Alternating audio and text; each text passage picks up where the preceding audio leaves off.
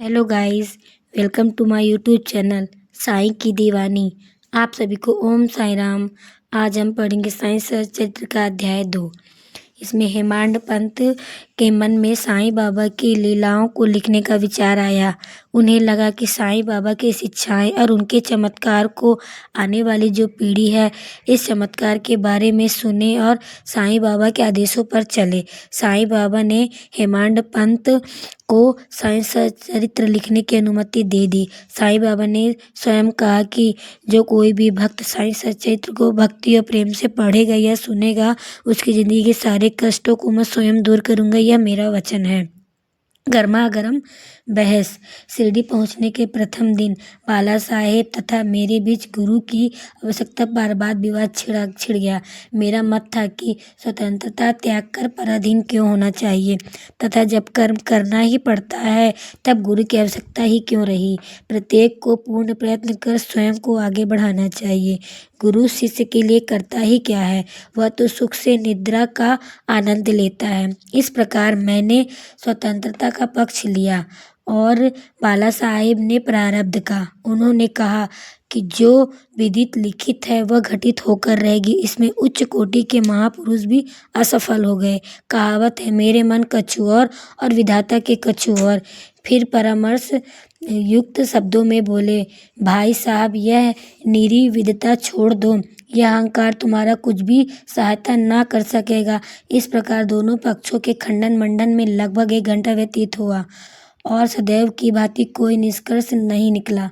इसलिए तंग और विवश होकर विवाद स्थगित करना पड़ा। इस प्रकार परिणाम यह हुआ कि मेरी मानसिक स्थिति भंग हो गई तथा मुझे अनुभव हुआ कि जब तक घोर दैहिक बुद्धि और अहंकार ना हो तब तक विवाद संभव नहीं है। वस्तुतः अहंकार ही विवाद की जड़ है। गुरु की आवश्यकता। इस अध्याय का मुख्य उद्देश्य यह है, हमारे जीवन में गुरु बहुत जरूरी है क्योंकि गुरु ही हमें भवसागर से पार कराते हैं। उनके बिना जीवन का कोई मूल्य नहीं है। गुरु ही हैं जो हमें भगवान से मिलाते हैं। जैसे नदी कितनी ही बड़ी क्यों ना हो, नाव हमें नदी पार करा देती है, वैसे ही हमारी जिंदगी में गुरु हमें भवसागर से पार करा देते हैं। इस विषय में बाबा ने उदगर प्रकट किए।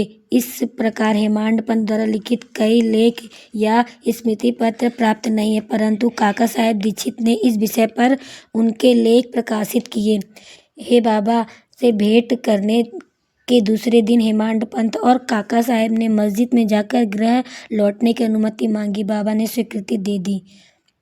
बाबा, तब कोई कष्ट ना हो। मार्गदर्शन प्रदर्शक तुम्हारी सिंह और भेड़िए और खंदकों से रक्षा कर तुम्हें सीधे निर्दिष्ट स्थान पर पहुंचा देगा, परंतु उसके अभाव में जंगल में मार्ग भूलने का गड्ढे में गिर जाने की संभावना है। दाभोलकर भी उपयुक्त प्रसंग के अवसर पर वहां स्थित थे। उन्होंने सोचा कि जो कुछ बाबा कह रहे हैं वह गुरु की आवश्यकता क्यों है।